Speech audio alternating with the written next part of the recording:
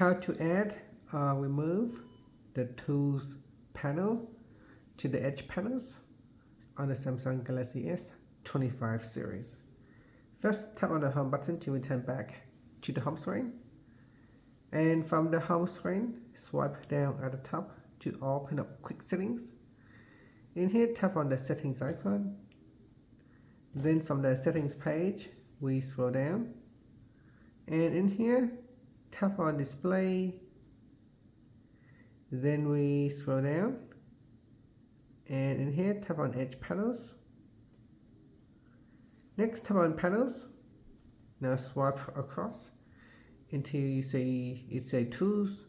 From here, you can select the tools radio box to add it to the edge panels. So here it is.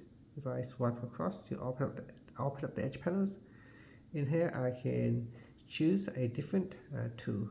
So flashlight tool. I can use the tally tool. So tally counter.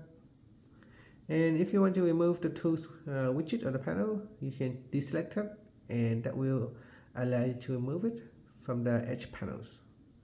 And that's it. Finally, tap on the home button to return back to the home screen. Thank you for watching this video. Please like and subscribe to my channel for more videos.